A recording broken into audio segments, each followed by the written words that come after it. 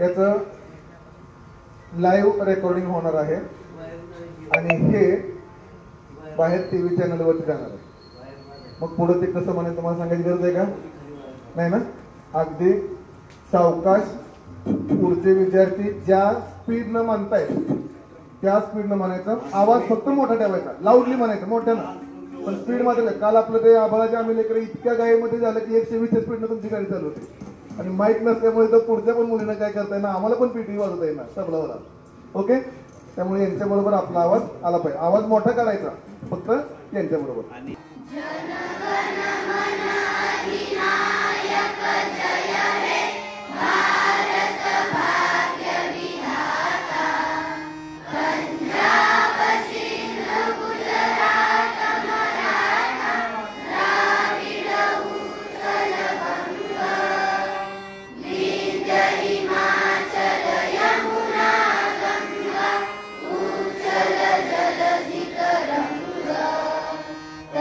शुभ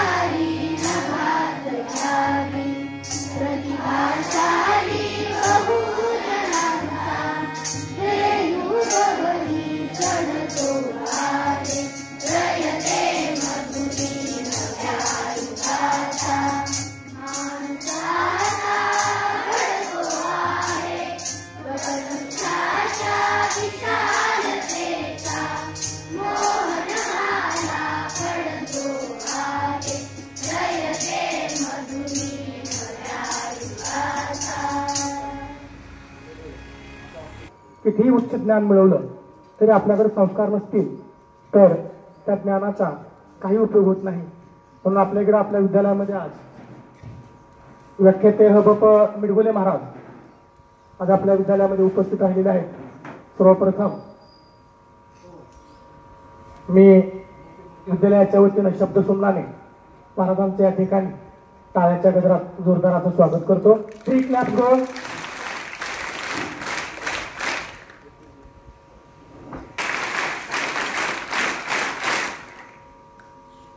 क्लॅप्स गो.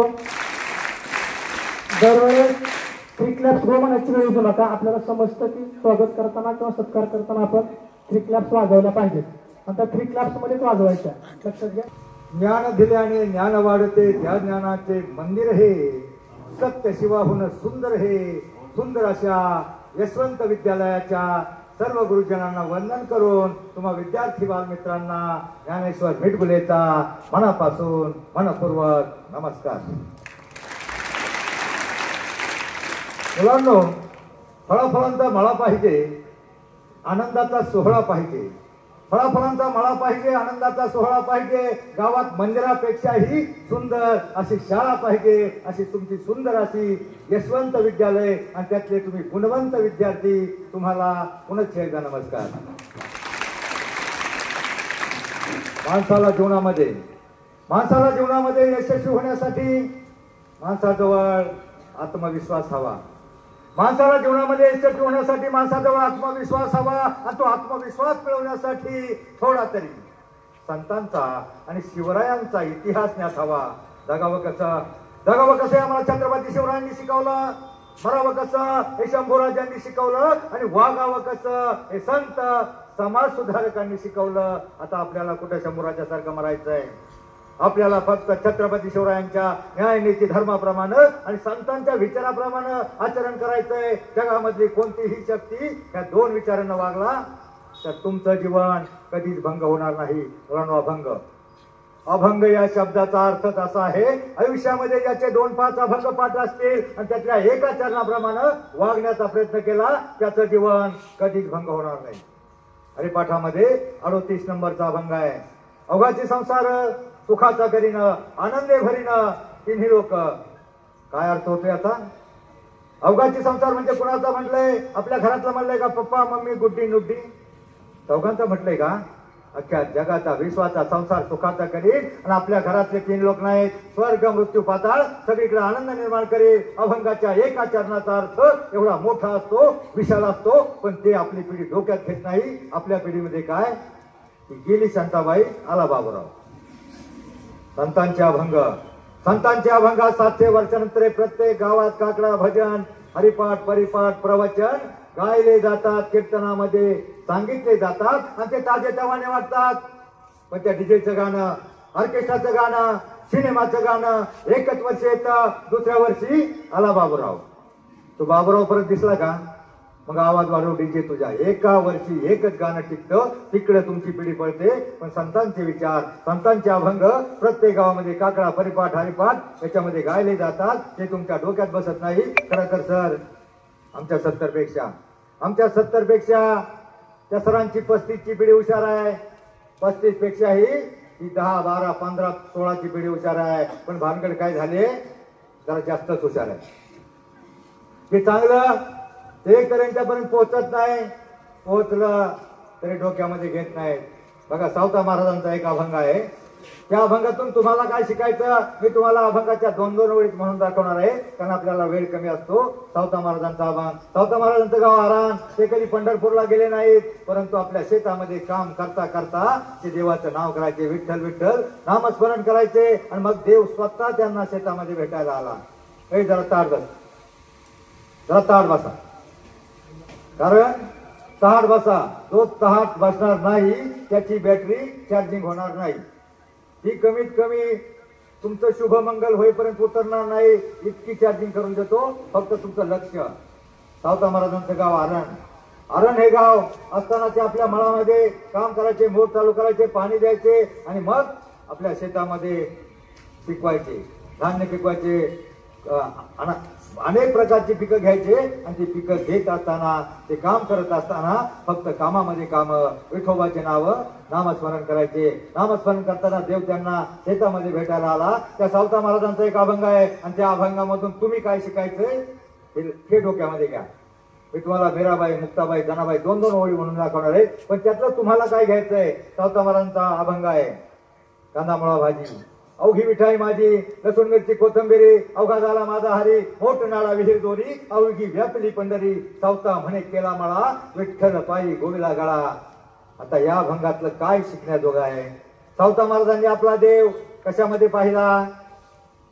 पाहिला, आपल्या शेतामध्ये काम, मोठ चालू करायची, पाणी द्यायचं, पीक घ्यायचं, पिका शेतामध्ये काम करायचं आणि पीक पिकवायचं. याच्यामध्ये म्हणजे आपल्या कामामध्ये देव पाहिला. मग मला सांगा मुलांना, आता सध्या तुमचा देव कशामध्ये आहे, कशात, टीव्हीत, कशात आहे, मोबाईल मध्ये, डीजे पुढं, कुठे तुमचा देव सध्या कशात आहे.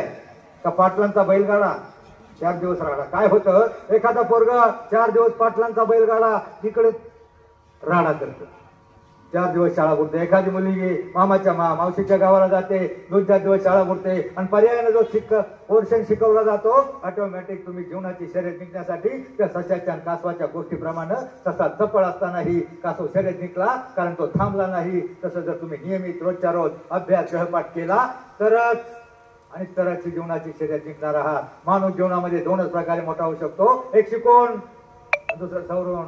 शिकून म्हणजे शिक्षण, क्षणाला शिकायचं असतं, आणि सवरून म्हणजे सवरून.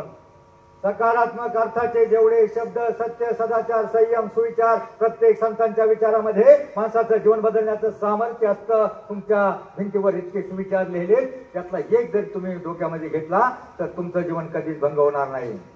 बघा, मीराबाईचं एक भजन आहे, त्यातलं तुम्ही काय घ्यायचं हे म्हणत असताना मागं म्हणायचं, पण त्यातलं तुम्ही काय घ्यायचंय हे तुम्ही डोक्यामध्ये घ्या. मीराबाईचं एक भजन आहे बघा, जैसी लागी लगन, म्हणा,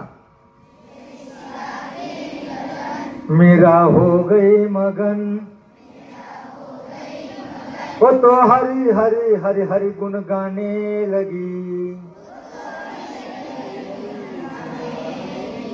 4-10 मुली म्हटल्याच नाहीत, नुसत्या गालात हसल्या काही. आता मी कुठं तुम्हाला मुन्नी बदनाम होई म्हणायला सांगितलंय.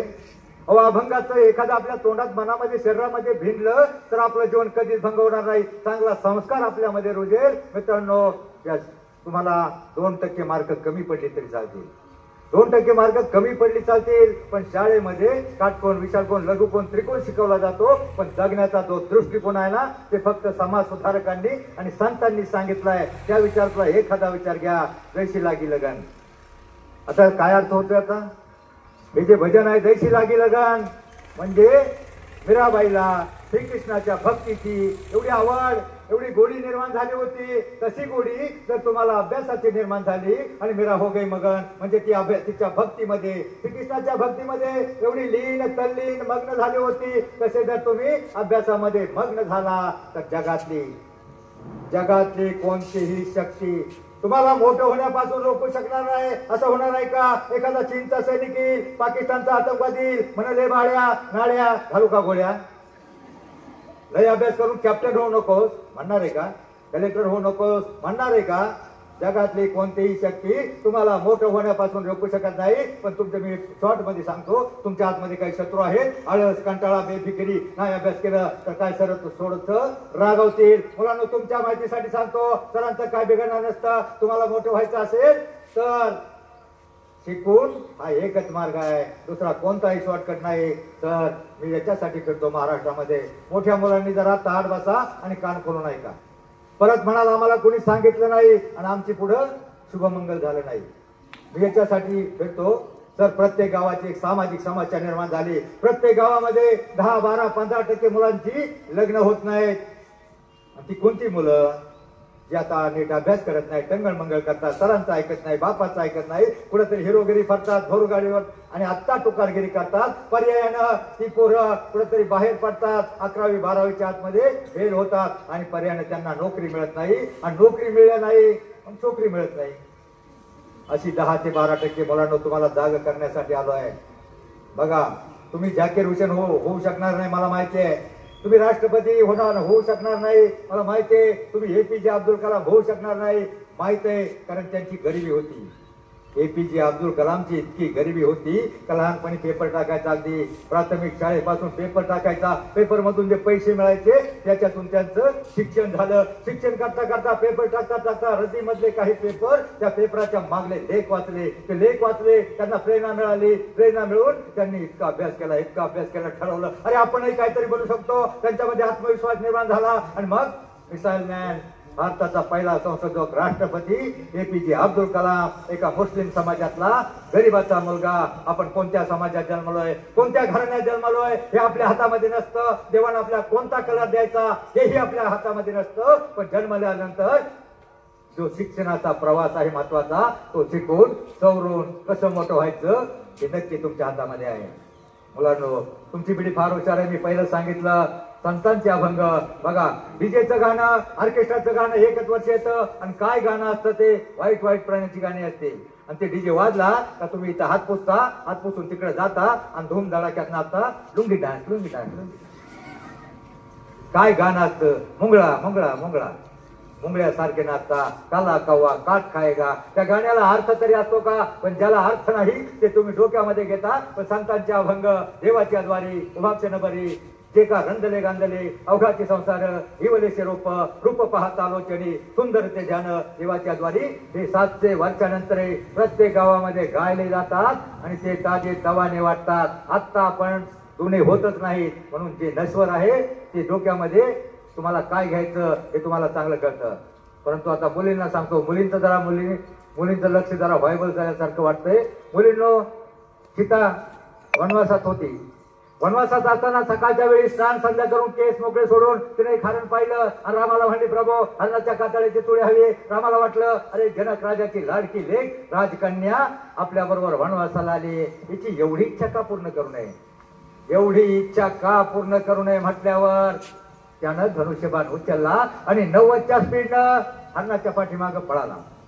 आता ते हरिण माया होतं. रावणाच्या मामानं मारीच नावाच्या राक्षसानं हरणाचं रूप घेतलं होतं. ठरल्याप्रमाणे झाडाच्या आड गेला. त्यानं रामाच्या ओरडण्याचा आवाज काढला. सीतेनं तो ऐकला. लक्ष्मण म्हणजे भाऊजी धावा, त्यांच्या जीवाला काहीतरी धोका आहे, धावा. म्हणजे लक्ष्मण म्हणला नाही माते, प्रभू रामचंद्राला काही होऊ शकणार नाही. सीतेचा विश्वास बसला नाही. ती म्हणली भाऊजी तुम्हाला असं वाटतं का त्यांचं तिकडे काहीतरी बरं वाईट व्हावं आणि मी बस. लक्ष्मण म्हणला भाते जातो. त्याने धनुष्यबाण उचलला, जायला निघाला. परंतु माघारी वळला. सीतेच्या संरक्षणाची जबाबदारी त्याच्यावर होती. माघारी वळून त्यानं एक त्या झोपडीच्या बाहेर एक रेषा आखली, एक रेषा आखली.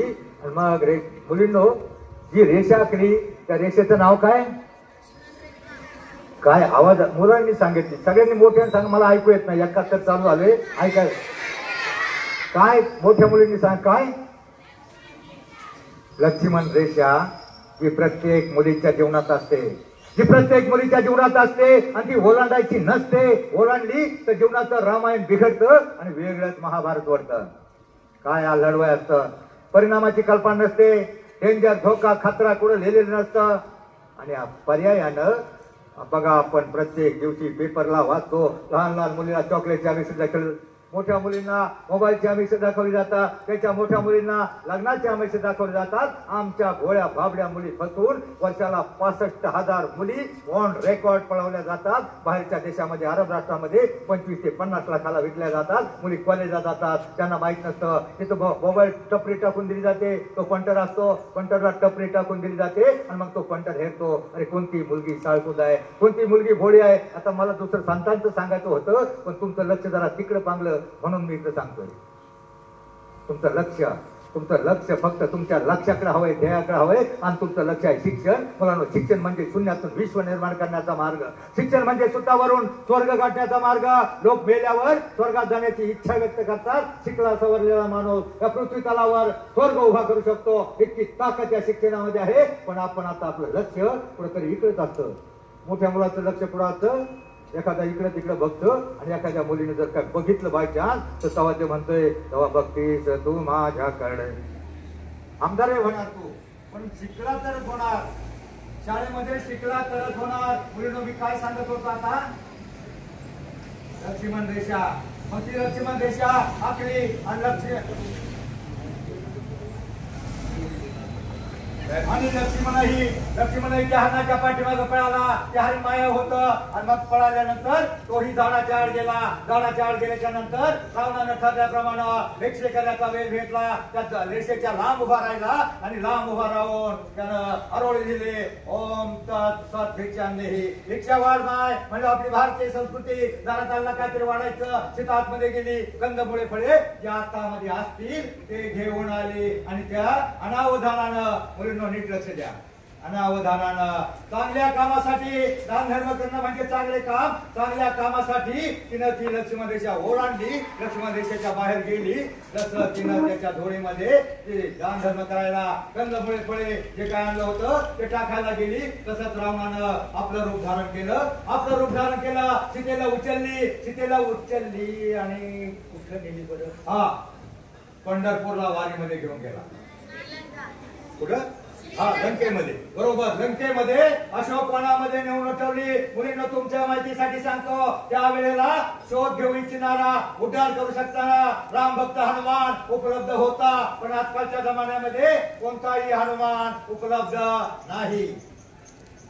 आजकालचा राम पण दयावादी आहे. तो म्हणत तिला लय शायनिंगची चकचके चोळी लागत होते, जाऊ द्या, व्याज गेली, सीता गेली, गीता मिळेल. म्हणून मुलींना आयुष्यामध्ये त्या रामायणापासून एवढं शिकायचं.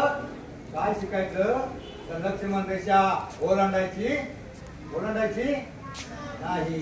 बस कॉलेजच्या बाहेर टपरी टाकून दिली जाते. बाहेरच्या आतंकवादी समाजातला लव जिहादच्या नावाखाली काही पंटर बसवले जातात, 20-25 हजार त्याला दिले जातात, आणि तो मुलगा up to date hero type राहतो. मोटरसायकल दिली जाते. त्या मुलीला वाटतं आपल्या मुली कॉलेजला जातात, कॉलेजला गेल्यावर त्या मोबाईल दिलेला असतो बापाने लहान 500 रुपयाचा, चार्जिंग करायला जाते. तो नेमका हेरतो त्यातली कोणती मुलगी साळसूद आहे, कोणती मुलगी भोळी आहे, आणि मग नेमका पुढच्या वेळेला बोलायचा प्रयत्न करतो. पुढच्या वेळेला पुढचं पाऊल टाकतो. त्या मुलीला म्हणतो, आज फार सुंदर दिसते, आज फार मॅचिंग ड्रेस घातलाय, आज फार सुंदर दिसतेस. आणि सुंदर म्हटल्यावर ती हरभऱ्याच्या झाडावर चढते, हसते, आणि मग फसते. मग तो मुलगा पुढचं पाऊल टाकतो, अरे तेवढी हँडसम, ब्रिलियंट, टॅलेंटेड मुलगी, तुझ्यासारख्या मुलीला कसला मोबाईल पाहिजे, अँड्रॉइडचा. ती म्हणते माझ्या बापाची ऐकत नाही, माझ्या बापाची गरिबी आहे. तो म्हणतो मग तुझ्या बापाची ऐकत नसली तर मी देतो ना,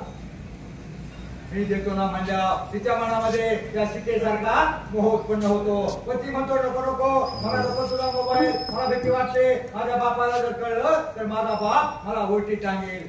तो म्हणतो तुझ्या बापाला कसं कळल, तुझा बाप पडत तिकडं शेतात कडमडत असल, गावाच्या धारा रक्ताचं पाणी हळाचं काढत असल, तुझ्या बापाला कसं कळल. हा मुद्दा त्या मुलीला पटला, हा मुद्दा पटला, परंतु तिचा विश्वास बसला नाही. ती म्हणली नको नको, मोबाईल न्यायला तुझ्या बरोबर पुण्याला यायचं म्हणजे मला भीती वाटते. आणि मग भीती वाटते म्हणल्यावर त्यानं तो फेमस डायलॉग, भीती वाटते भीती वाटते म्हणल्यावर त्या मुलानं तो फेमस डायलॉग मारला. कोणता डायलॉग? तो म्हणला सोनू सोनू तुझा माझ्यावर भरोसा नाही का. आता सोनूचा बिलकुल भरोसा नव्हता, सोनूचा बिलकुल भरोसा नव्हता, पण तिच्या मनामध्ये थोडा मोह उत्पन्न झाला होता, प्रलोभन निर्माण झालं होतं. आणि मग ती कशी बशी त्याच्याबरोबर जायला निघाली. थोडक्यात सांगतो, वेळ थोडा आहे. त्याला 20,000 रुपये नेले, 18,000चा मोबाईल घेतला. किती उरले? 2,000. आता पोरगी पुण्याला नेली, त्याला खुश करायचे पाठवायचे म्हणल्यावर त्याला काय उपाशी आणायचं का? वडापाव खायला थोडं 5 स्टार हॉटेलमध्ये गेला, तिथं बिल आलं 1,800 रुपये. आता किती उरले? 200 रुपये उरले. जायला बसला 40 रुपये लागत होते, जायला यायला 40 रुपये बस लागत होते, 40 80 रुपये लागत होते. आणि मग त्याने शान व्हायचं का नाही, आता मागे यायचं मोठा. पण त्याने त्या पोरी आणखी भाव खायचा प्रयत्न केला. की तिला म्हटलं आईस्क्रीम खाओगी, ती पण म्हणली हा हा, बोंबले. 180 रुपये गेले. आता किती उरले? गणित येतं ना. आणि यायला किती लागत होते माग? मग प्रश्नचिन्ह निर्माण झालं. 20 रुपये खिशात वरले, यायला 80 रुपये लागत होते. दुःखी अंतकरणानं, परंतु चेहऱ्यावर दाखवता तो मुलगा खाली उतरला. खाली उतरल्यावर पायरीवर एक भिकारी, त्याच्यात वयाचा, पिंजारलेल्या केसाचा, मळकाटलेल्या कपड्यातला एक भिकोर समोर आला आणि म्हणला साहेब 20 रुपये देना साहब, 20 रुपये देना साहब. त्याने त्या भिकाऱ्याकडे पाहिलं, म्हणला 20 रुपये का क्या करेगा? तो म्हणला कुछ नहीं साहब, मोबाइल को रिचार्ज करना है, गर्लफ्रेंड को फोन करना है. त्यावेळेस तो हिरो म्हणतो आपल्या हिरोला, त्या मुलीला, देख लैला भिकारी ने भी गर्लफ्रेंड बनाया. तेव्हा तो भिकारी म्हणतो वैसा नाही, गर्लफ्रेंड ने भिकारी बनाया. टोटल पिढी 15 ते 35 ची भिकारी होत चालली. एका घरामध्ये 4 8 मोबाईल, 2-3 हजार बिल येतं. 1000 रुपये आमच्या बापाचं बिल आलं घरामध्ये. बाप फ्लायटीच्या ऑफिस मध्ये जातो, म्हणतो साहेब 2च बल्ब आहेत. आणि त्या मोबाईल मुळे आम्ही भिकारी होत चाललोय. मोबाईल मुळे मुली फसत चालल्यात. मोबाईल 50% चांगला आहे, पण ते चांगलं जगी या, त्याचा करा स्वीकार.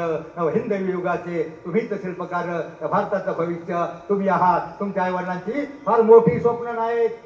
तुमच्या आई वडिलांची त्या जिजामातेसारखं तुम्ही स्वराज्य निर्माण करावा असं स्वप्न नाही. त्या मोगलाईत पुन्हा ममताच्या स्मृतीसाठी ताजमहाल बांधणारा होऊन गेला एक शहाजहान. त्या पेशवाई आपल्या पुन्हा प्रियकर, आपल्या प्रेयसी मस्तानीच्या प्रेमासाठी राजमहाल बांधणारा होऊन गेला एक बाजीराव. पण फक्त मराठीशाही आपल्या मातेच्या स्वप्नपूर्तीसाठी स्वराज्य निर्माण करून 365 किल्ले बांधणारा एकच राजा झाला, आणि तो म्हणजे छत्रपती शिवराय. इतिहासाच्या पाणी अमरशिव प्रभूंची गाथा. तर मला मी काय सांगत होतो, 20 रुपये उरले, भिकाऱ्याने 20 रुपये मागितले. आता त्याला वाटलं 20 रुपये खिशात आहेत, पण त्याने मोठ्या उदार करण्याचा अवतार असं जाणून त्याने ते 20 रुपये फडकवले आणि शायनिंग करत त्या भिकाऱ्याच्या टोपलीत घातले. त्या मुलीला म्हणला थांब, त्याचा वेगळाच कावा होता. त्या मुलीला म्हणला थांब, मी थोडा फोन करून येतो. तो गेटवर गेला. मुलगी पायरीजवळ हाताच्या घुटमळत राहिली. तो गेटवर गेला आणि गेटवरनं त्यानं फोन लावला. हेलो, मुर्गी लाया हो, मेरा 5 लाख रुपए रेडी रखना. 5 लाख रुपये रेडी रखना. त्याच वेळेला त्या गेट मधून हॉटेलमध्ये एंट्री करत होता तिच्याच गावचा, तिच्या सुदैवानं आलेला पोलीस पाटील एक कॉन्ट्रॅक्टर त्या गेट मधून आतमध्ये एंट्री करत होता. त्यानं ऐकलं, त्याने आता फोनवरनं बोलून ऐकलं, मुर्गी लाया हो, 5 लाख रुपये रेडी रखना. अशी कशी सोन्याची कोंबडी आहे मुर्गी, म्हणजे कसली सोन्याची कोंबडी आहे त्याला काही कळलं ना. डोक्यात प्रश्नचिन्ह निर्माण झालं. पण जाऊ दे, आपल्याला काय करायचे, कसली मुर्गी असेल. तो सहज चालत हॉटेलच्या पायरीच्या जवळ आला. त्याने ती गरीबाची मुलगी घुटमळताना पाहिली, आणि घुटमळताना पाहिल्याच्या नंतर त्यानं त्या मुलीला विचारलं, तू इथं कशी आहे? त्यावेळेस ती मुलगी गांगरली, बावरली, बितरली, आणि मग तिनं भीतर त्या गेटवरल्या मुलाकडे हात केला. आणि त्यानं जसा मुलाकडे हात केला तसा त्या पोलीस पाटलाच्या डोक्यामध्ये टूप पेटली. अरे, ती मुलगी म्हणजे पोलीस पाटलाला सगळी लफडी माहिती असतात, सगळी प्रकरणं माहिती असतात. ती मुलगी म्हणजे कोंबडी नाही, मुलगी म्हणजे याचा अर्थ मुलगी आहे, आणि ती मुलगी म्हणजे ही मुलगी. त्यानं त्या मुलीला हाताला धरलं आणि चल म्हणला, त्याच्याकडे घेऊन चालला घाईघाईनं तो पाटील त्याचा जोडीदार आणि ती मुलगी गेट जवळ येत असताना त्या मुलानं पाहिलं, त्यानं हेरलं. आता या पाटील आपल्याला ही माणसं आपल्याला सुट्टी देणार नाही आणि तो 90च्या स्पीडनं जो पळाला ना, तो मुलगा 90च्या स्पीडनं जो पळाला तो आतापर्यंत दिसला नाही. 2012 पासून त्या वाघोलीच्या कॉलेजच्या बाहेर टपरी बंद आहे. मुलांनो, ही सत्य घटना आहे. मी 45 वर्ष पत्रकारिता करतो. मला वाईट घटना पटकन कळतात, चांगलं लवकर प्रसारित होत नाही. म्हणून मुलींनी आयुष्यामध्ये लक्ष्मण रेषा ओलांडायची नाही. काय आहे भानगड आहे? 16वं वर्ष.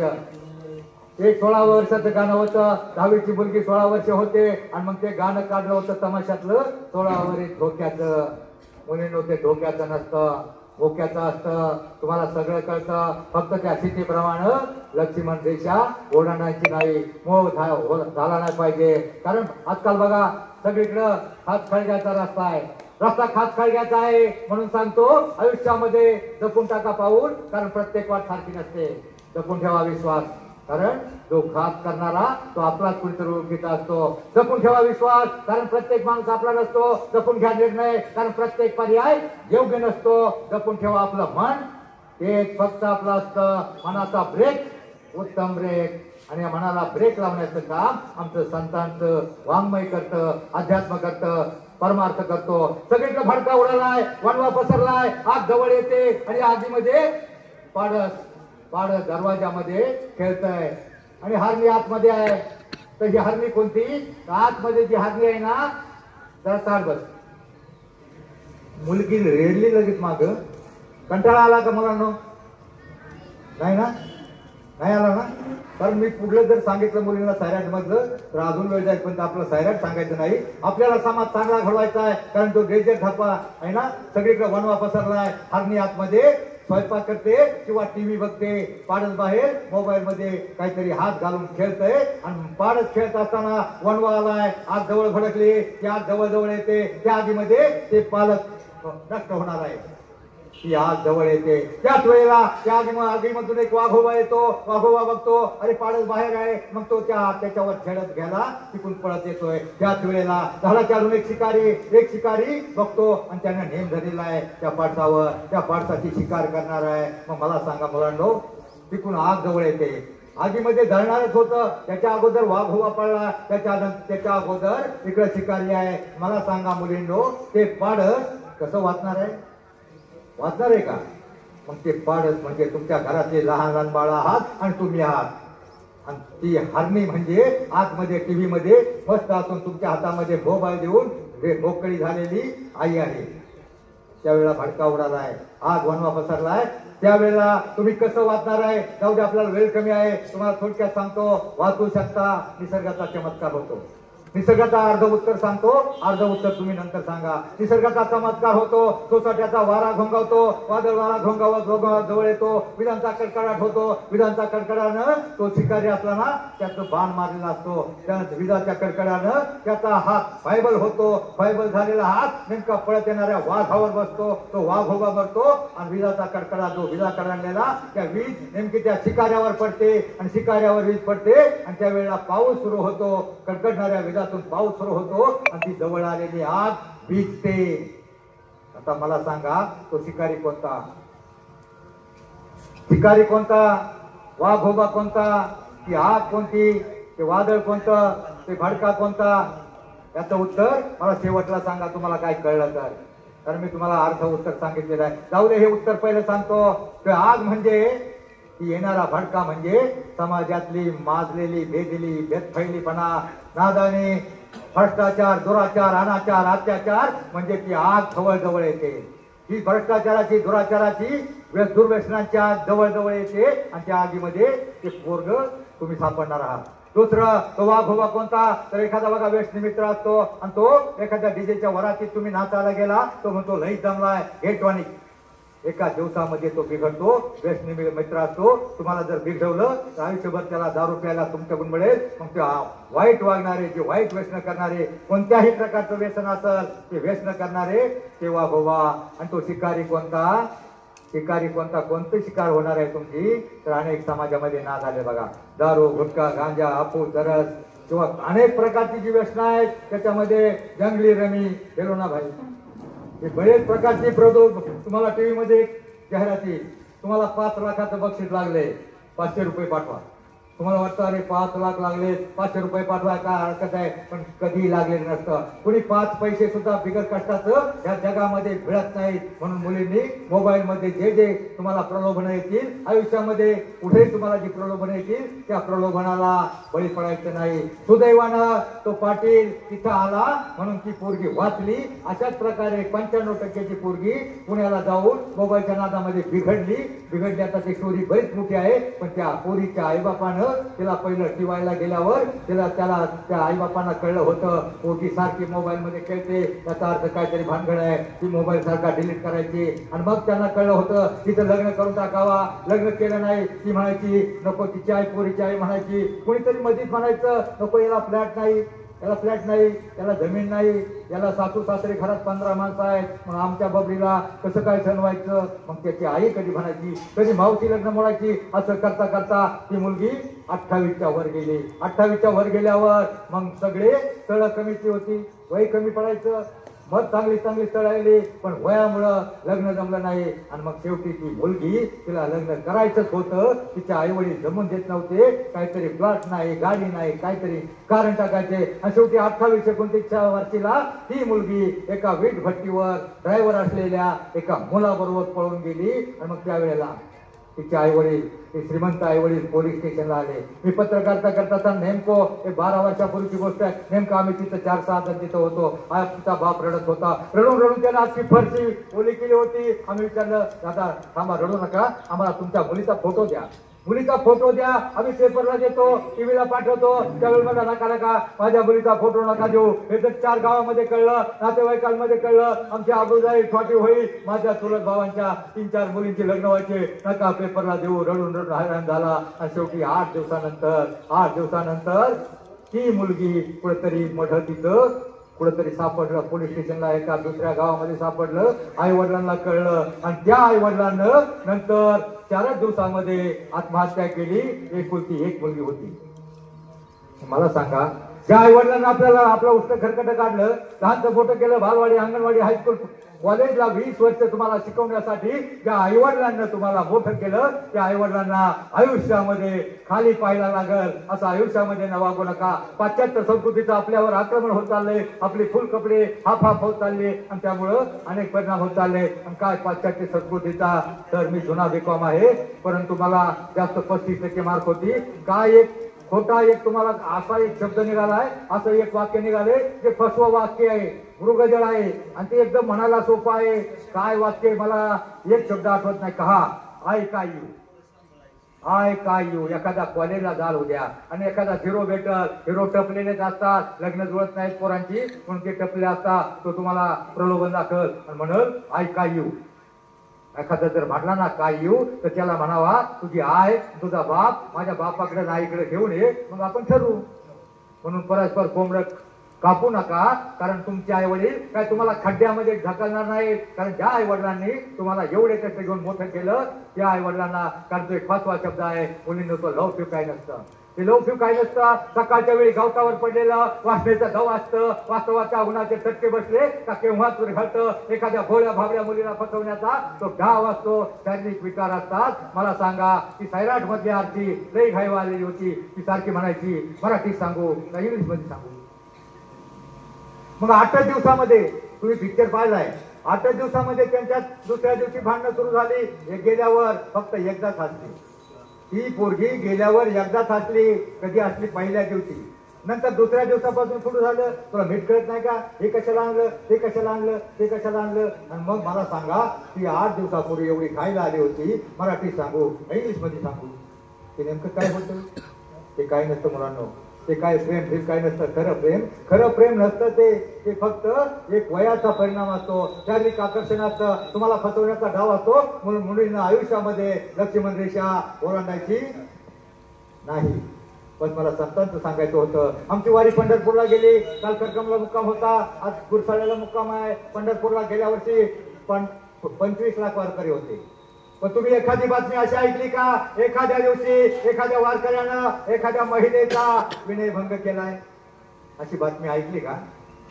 नाही, कारण संतांचे विचार, विठ्ठलाचा आशीर्वाद, विठ्ठल मुलींनो, विठ्ठल विठ्ठल हा एकच अवतार असा आहे की जो विठ्ठल हा एकच अवतार असा आहे का जो कुणाला मारण्यासाठी नाही. पहिले जे सगळे अवतार झाले ते बच्च कच्छ वरा राम परशुराम कृष्ण राम हे सगळे अवतार राक्षसाला मारण्यासाठी झाले. विठ्ठल हा एकच अवतार अशासाठी आहे, कुणाला मारण्यासाठी नाही, सगळ्यांना काढण्यासाठी आहे. आपल्या मनातले वाईट विचार वाईट वाटणा घालून आपल्याला संस्कार देणारा. कारण कुणा कुणाला मारणार, प्रत्येक गावामध्ये 10-20 राक्षस तयार झाले, कुणा कुणाला मारणार. मग फक्त विठ्ठल हा अवतार अशासाठी आहे. त्याचं भजन, त्याचा एखादा अभंग, एखादा हरिपाठात तुम्ही जा, त्यावेळेला त्या हरिपाठातली माणसं एका पुढं एक काय म्हणायचं, रूप पाहत आलो त्याने, किंवा हरिमुखे म्हणा हरिमुखे म्हणा, दुसरा म्हणतो पुण्याची गणना कोण करी, असं म्हणजे तिसरा माणूस त्याच्या पुढं काय म्हणायचं हेच फक्त त्याच्या डोक्यामध्ये असतं. त्यावेळेला त्या हरिपाठ माणसाच्या माणसाला त्याच्या डोक्यामध्ये दुनियातली कोणतीही कटकट समस्या अडचणी नसतात. फक्त याच्या पुढे काय म्हणायचं म्हणजे त्यावेळी त्याचं मन चित्त बुद्धी स्थिर एकाग्र पवित्र शांत होते. म्हणजे त्याच्यातच देव निर्माण होतो. मुलांनो, देव म्हणजे तरी काय असतं, आत्मा आत परमेश्वर. आपल्या देशात देव किती आहेत? देवाची लोकसंख्या 33 कोटी. मुलांनो, 33 कोटी म्हणजे 33 प्रकारचे वगैरे काहीतरी संकल्पना असावी. पण आजही माझ्या मतानं, माझ्या व्याख्येप्रमाणे आजही आपल्या देशामध्ये 33 कोटी जिथे जागते जिवंत हसते खेळते देव आहेत. देवांनो जर ताट बसा हसते खेळते देव आहेत. आणि ते देव कोणते? 146 कोटी लोकसंख्या पोहोचलेली असताना त्यापैकी बालवाडीपासून मास्टर डिग्री पर्यंत जी सरकारी आकडेवारी आहे ती बरोबर 33 कोटी आहे. ते निष्पाप निरपेक्ष सात्विक निर्भय वृत्तीचे तुम्ही विद्यार्थी, निष्पाप असे तुम्ही विद्यार्थी, तुम्हीच खरे देव आहात. आयुष्यामध्ये तुमचं देव पण हरवू नका. मुलांनो, शिकायचं. आयुष्यामध्ये शिक्षण हे महत्वाचं आहे. शिका, फक्त शिक्षणाशिवाय दुसरा कोणताही मार्ग नाही, कोणताही शॉर्टकट नाही. तुम्ही मोठे असाल तरी तुम्हाला घरात श्रीमंत असाल, व्यवसाय असेल तरी शिक्षण पाहिजे. शिक्षणाशिवाय दुसरा पर्याय नाही. आता मला वाटतं तुम्हाला आळस आलाय, तुम्हाला जरा मागे एखादा अभंग म्हणाल का? जनावायचं एक कवळं नाही, लहान लहान लहान मुले घेऊन म्हणा, खोड्या करी मन मोहन. आळसलाय तुम्ही, मला कळले. बरं जाऊ द्या, तुम्हाला काळच आलाय माहितीये का? याला डीजे सारखे तुम्हाला डीजेची चाल पाहिजे. तुम्हाला डीजेची चाल पाहिजे. डीजेची चाल काय? ठुन्नुक ठुन्नुक टाळ वाजवी म्हणा, पाटामधलं पाणी रान पाखरा संग गातो, तुझी विठ्ठला गाणी, विठ्ठल विठ्ठल जय हरी विठ्ठल म्हणा. टाळ्या वाजवा, मोठ्याने टाळ्या वाजवा. आणि मग तुम्हाला विठ्ठल मोठ्याने म्हणा. मग तुम्हाला एक शास्त्रीय कारण सांगतो. याच्या मागचं एक शास्त्रीय कारण सांगतो. आयुष्यात तुम्हाला काय होणार. विठ्ठल विठ्ठल जय हरी विठ्ठल, विठ्ठल विठ्ठल विठ्ठल विठ्ठल, विठ्ठल विठ्ठल विठ्ठल विठ्ठल, विठ्ठल विठ्ठल विठ्ठल विठ्ठल, विठ्ठल विठ्ठल विठ्ठल विठ्ठल. आता काही मुलींनी वाजवल्याच नाही, पण ज्यांनी खरोखर मोठ्याने टाळी वाजवली त्यांनी सांगा हाताला झिंजिण्या झाल्या की नाही? झाले ना? मग हाताला झिंजिण्या झाल्यावर आपल्या सगळ्या रक्तवाहिन्या हातातून खाली रक्तवाहिन्या प्रवाहित होतात. आणि बघा तुम्ही विठ्ठल विठ्ठल या शब्दावर जोर दिला ना, आपल्या अंतःकरणापासून हृदयामध्ये कंपन निर्माण होतात. आणि कंपन निर्माण झाल्यावर आपल्याला बघा त्याचा इफेक्ट सांगतो. जर टोळ्या वाजवल्या पायाच्या,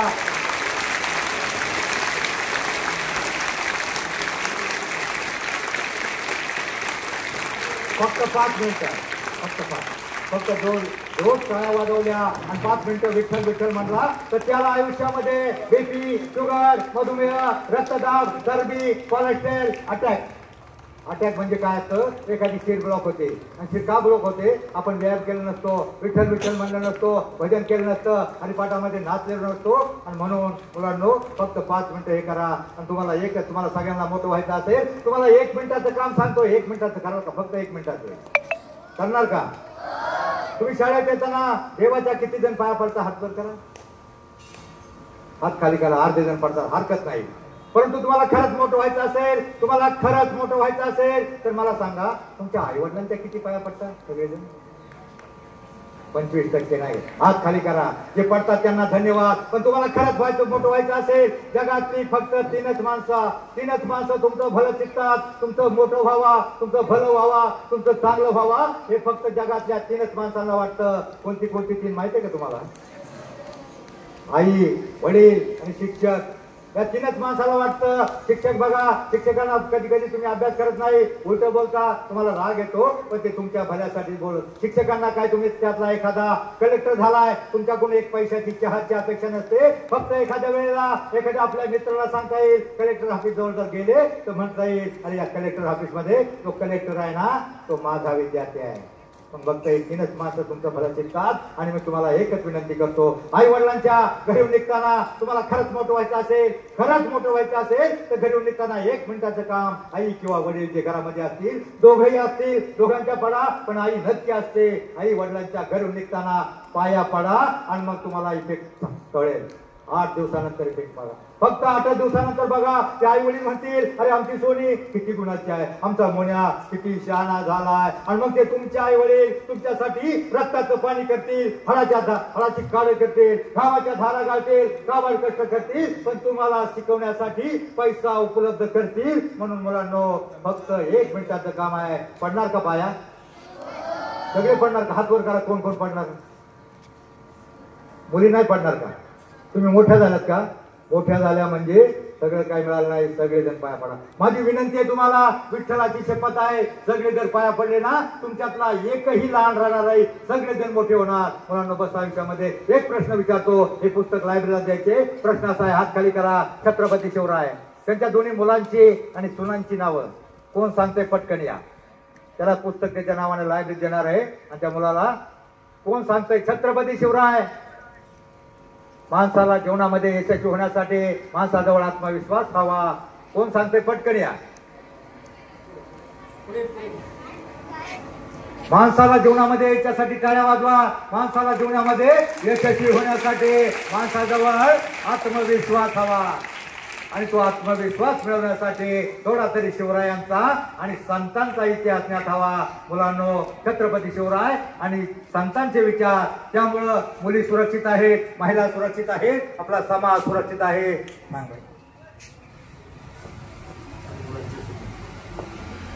पहिल्या मुलाचं नाव छत्रपती संभाजी महाराज आणि त्यांच्या पत्नीचं नाव येसूबाई आणि दुसऱ्या मुलाचं नाव राजाराम, छत्रपती राजाराम महाराज आणि त्यांच्या पत्नीचं नाव ताराराणी.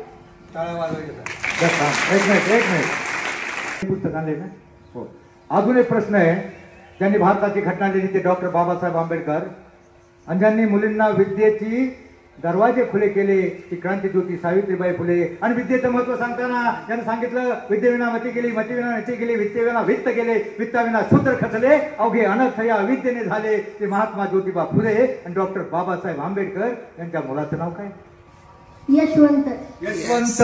टाळ्या वाजवा. तुमच्या हायस्कूलचं जे नाव आहे यशवंत. यशवंत या शब्दाचा अर्थ असा आहे, आयुष्यात तुम्ही यशवंत व्हाल. तुमच्या आई वडिलांच्या पाया पडला आणि शिवरायांचा आणि संतांचा इतिहास जर 2 अभंग पाठ केले तुमच्या सांगतो आयुष्यामध्ये शिकायचं. काय वर्गातला एक 5 अभंग, 1 अभंग परिपाठाला म्हणून दाखवायचा आहे. अशा मुलांनी हरपाठ घेऊन जायचा आहे. बस सूर्य जाता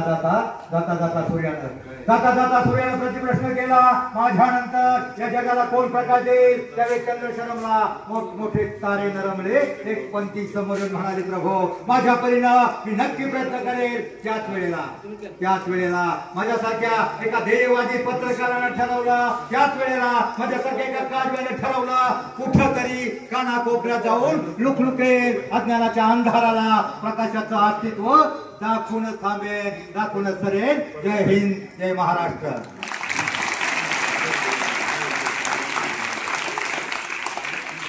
या सत्य परिस्थितीवर आधारित सामाजिक सध्या काय समाजामधल्या त्रुटी ज्या आहेत, समाजामध्ये सध्या काय घडतंय त्या वास्तवावर त्यांनी सध्या विशेषतः भाष्य करून मुलांना ज्ञानाबरोबर संस्कारात सुद्धा आवश्यकता आहे याचं अतिशय मूर्तिमंत उदाहरणं फार छत्रपती शिवाजी महाराजांपासून थोर संत आणि समाजसुधारकांचे उदाहरणं देऊन आपल्या समज महाराजांनी या ठिकाणी आपलं या ठिकाणी प्रबोधन केलं आहे.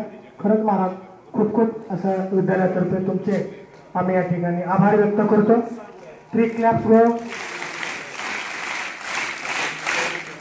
त्यानंतर सूचना